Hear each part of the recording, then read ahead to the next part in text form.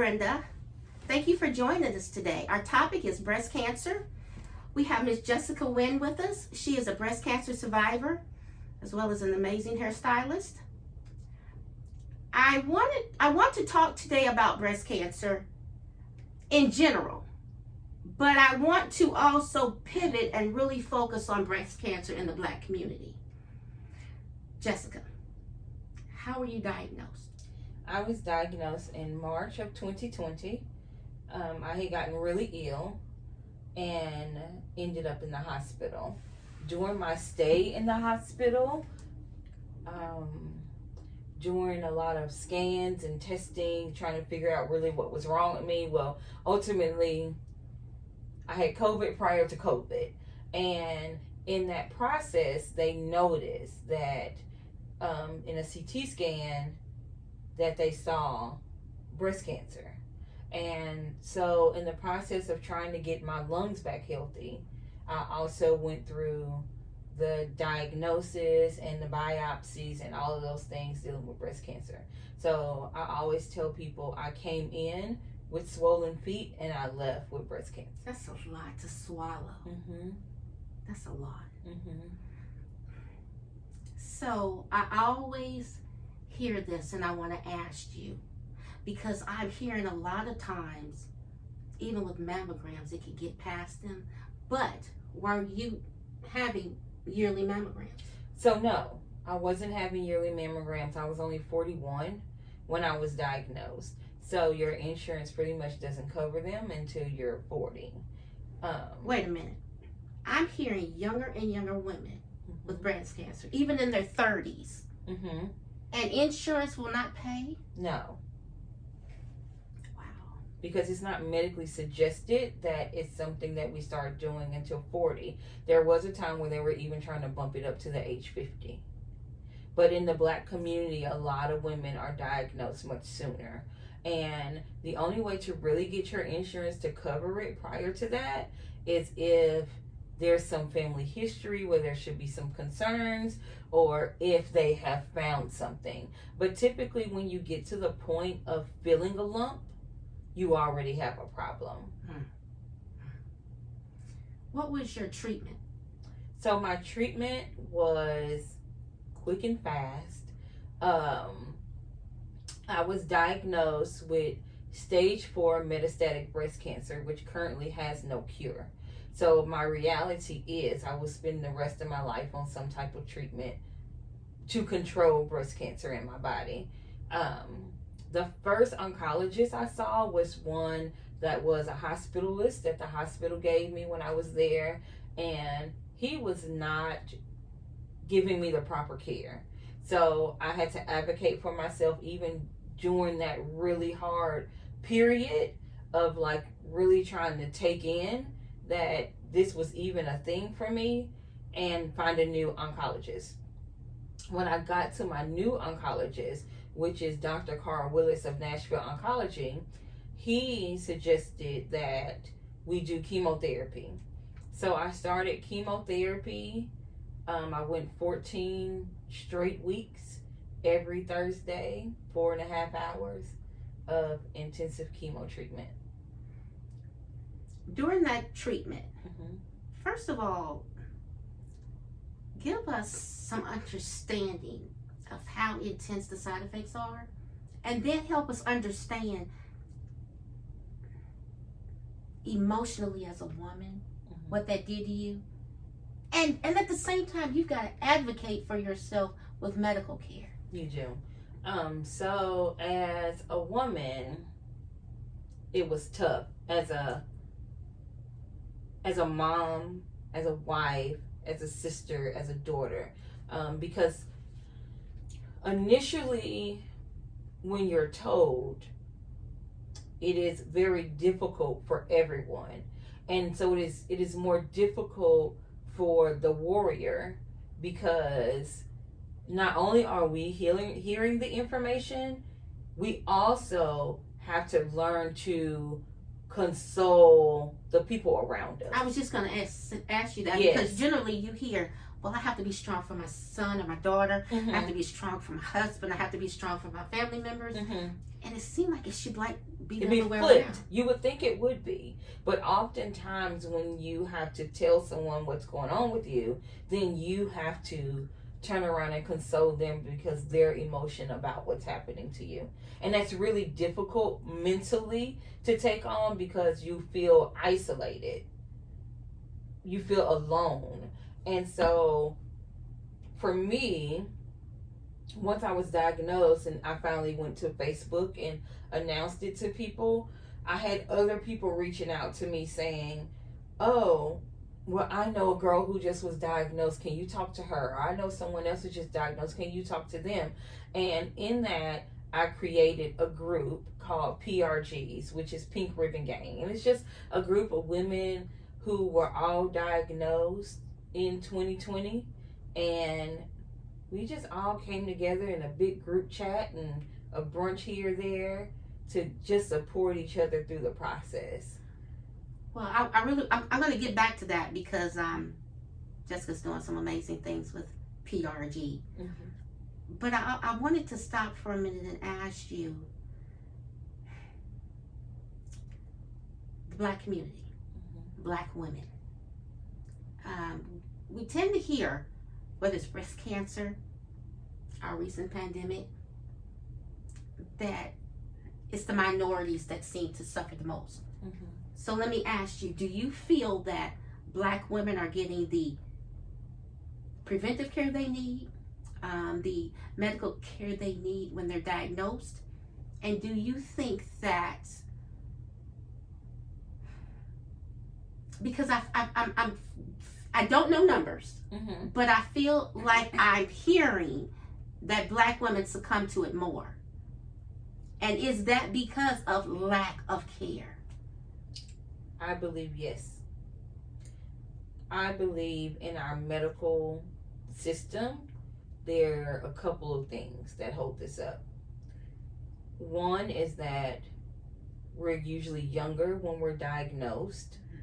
And because of that, a lot of things are delayed with insurance approvals and things, the red tape that comes with insurance and whether or not you're actually insured at a way that you can afford. Secondly,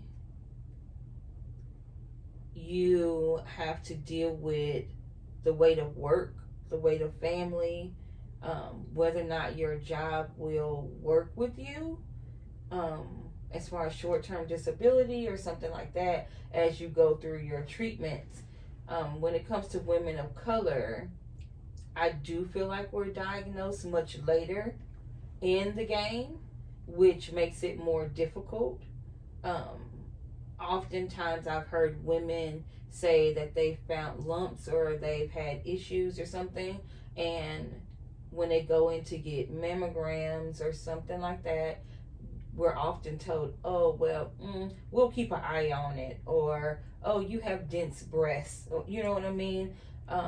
Or it's just a cyst or whatever. And but don't you need to confirm that it's a cyst? You do. And so oftentimes the doctors with insurance companies have to send in a referral request and this and that, and it could take weeks. Recently in my family, one of my aunts, they found a lump on her breast, and it took almost 4 weeks before they could even get her in for a mammogram. So in 4 weeks, cancer Well, can could be spread. different. Mm. Wow. Yeah. In your opinion, what does the Black community need to do to change this? Is it do we need to get in front of Congress more? State politicians? Do we need to just be more, as they say, research and be our own advocates? All of the above? We do need to do all of the above. But I think the first thing we should do as people is share our stories. I think too often what has happened and what has been my experience is that once I was diagnosed, I started to research and I started to look for people's stories and what I should expect and what I should do to prepare myself and what are the best ways to get through chemotherapy and to get through the treatment plans. And I didn't find a lot of women of color. Mm-hmm. But my first visit to the office for my first chemotherapy treatment, there were 5 other women of color there. And so I knew then that it's not that it's not happening to us, it's that we're not talking about it. There seems to be this misconception that keeping everything in mm-hmm. makes us strong. Keeping everything in keeps us protected. Mm-hmm. But there's power in sharing our stories. I wanted to share my story because I may save another woman's life. In this walk, in this journey, for the viewers who have been diagnosed, have family members who's been diagnosed, they've got the reality of the diagnosis. And in that, I want 2 parts. Spiritually, has that been a major artery to your survival? And second, what can you share with women that are in tears, terrified? What hope, what advice, what woman-to-woman love can you give them? So, to answer the first part, what was it? So, what advice can you give women? Mm-hmm. And we'll come back to the spirituality part. Okay, that's where we were. No, mm-hmm. I want to talk about it. Okay, and then in that, mm-hmm. how can you give women some word, even though you can't tell anyone anything guaranteed, but that hope spiritually and within our own inner God-given strength. What words of hope and love can you share with women out here that have been diagnosed, that are terrified, that are getting ready to walk what you've already walked? Spiritually, when I was diagnosed and I met with the first nurse, and she said to me at the end, when we kind of talked about what needed to happen and what would happen, she said, "Do you believe in something bigger than you?" And I said, "Yes." And she said, "I've been doing this for over 20 years, and I can tell you that the people that believe in something bigger than them survive, and the people that don't." That's a big testimony to and that's our Creator. Volumes, right? I believe that my faith in God, my spiritual practice, is what really helped me navigate it emotionally. Because what I understood in that moment were a few things. And it's about faith. It's about not only your religious practice, but it is about your religious faith and living the word. And in that, I said to myself, I believe in God. I believe that my steps are ordered. I believe that He doesn't put more on us than we can bear. You know, that really is, a lot of times, religion mm-hmm. and practices have really nothing to do with your belief that God is who He says He is, mm-hmm. and that He's not human, mm-hmm. and that He's almighty and all-powerful. Mm-hmm.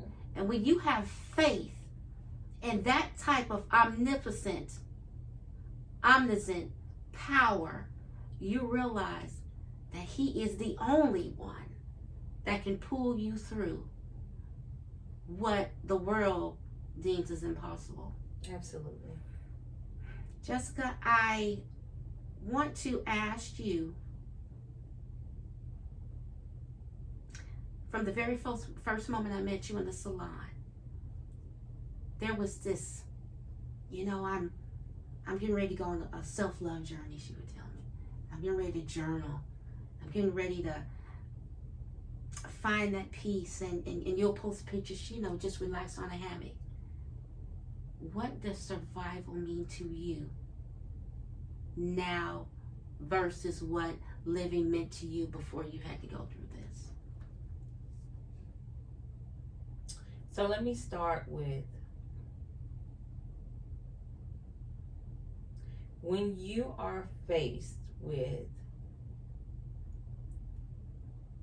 stage 4 metastatic breast cancer, there's no cure for you, and not for me, but I've had another woman that I've met in the process, and she has the same diagnosis as me, and her doctors told her, we're going to give you quality of life. When you're told that, your reality shifts. And I had to start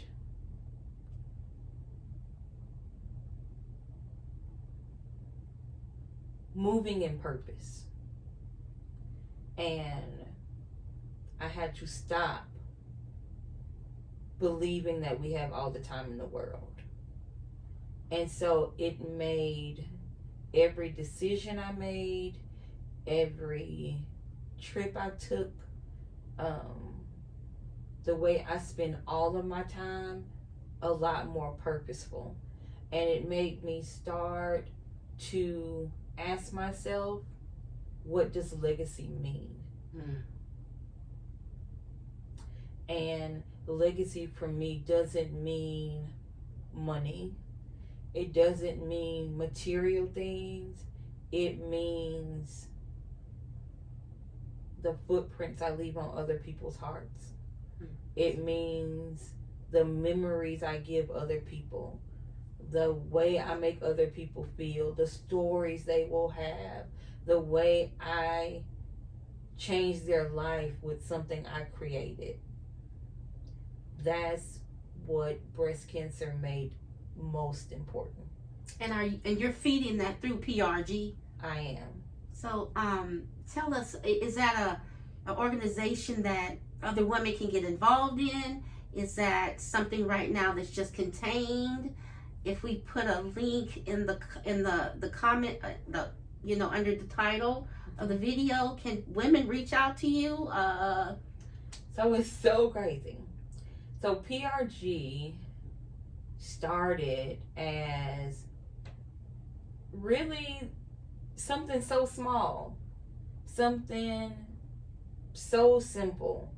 And it started from one person saying, hey, I know someone that has breast cancer. Can she call you? I'm like, oh, sure. Have her call. I'll talk to her. I've already started chemo. I can tell her, what you should eat, what you shouldn't, how you should rest. All the things I changed in order to make treatment a lot easier on my body. And after her, someone else reached out. And after her, someone else reached out. And after her, someone else reached out. And at this point, it's probably 10 women that I talked to who've all been diagnosed within the past couple of years. And sometimes it's just a text message to say, hey, how you doing? Hey, I saw you made a post that you had surgery yesterday. How you feel? Need anything? You know what I mean? And so it really started as a support group. And with breast cancer, we wear the pink ribbon. And I was like, we're just a gang of black girls rocking our pink ribbon and fighting a good fight. You know what I mean? And supporting each other along the way. And that's really where it started. And what I'm realizing is that God is saying it's supposed to be more, and it's supposed to be bigger. So now I am moving towards making it a nonprofit organization. Amen.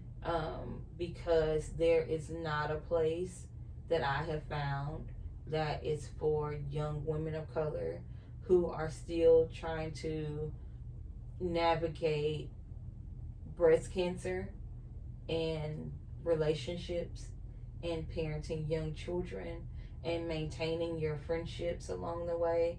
And it's really hard. It's really hard. And you need a place where you can go and get that support from the people who truly understand, which are the people who are in the fight as well. Yeah, I can see you, with I'm praying like a building where you can, in activities everywhere from journaling to exercise to small groups to art. Wow. All right, we're going to pray that happens. If you enjoyed this topic, and you would like for me and Jessica to dwell deeper, give you more information on her treatment, delve into more specifics, let me know in the comments. Let us know in the likes, and we will do part 2. We don't want to overwhelm. We want to introduce the subject and see, is this something that we can take further? Like the specifics of the chemo, the specifics of relationship issues when you find out you're diagnosed and you've got this husband at home and you've got these kids at home. And so let us know. Also, get ready, because Holy Antiseptic is first and foremost a publishing house, a charitable movement, talk show, all focused on the kingdom, but poetry and books are the highlight, as they say, and Jessica is a poet as well. And we're excited because we're getting ready to make some videos. We're going to read some Black poetry. This woman has some phenomenal words that really express the walk of a Black woman. I've got some work I'm creating, and we're going to read, and we're going to talk about the 21st century Black woman, community through poetry, spoken word, and we're going to connect, and we want you to join us. And this just is not just for Black women.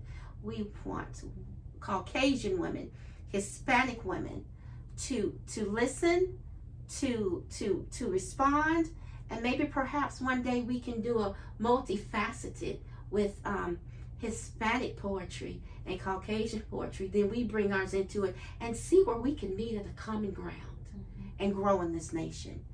Thank you for joining us. We appreciate you. I hope that you will join us. We have another great show coming up. I will not get into it right now, but just know that Holy Antiseptic is about bringing communities together and understanding that we run our communities, and all over these communities you have amazing people. You have game changers. You have people filled with purpose, and you don't have to be a politician or a movie star to be phenomenal. Thank you for joining us, where we're bringing communities together. Never, by Jessica Wynn, and it grips the heart of what the breast cancer survivor is going through. You could never understand hearing the words cancer.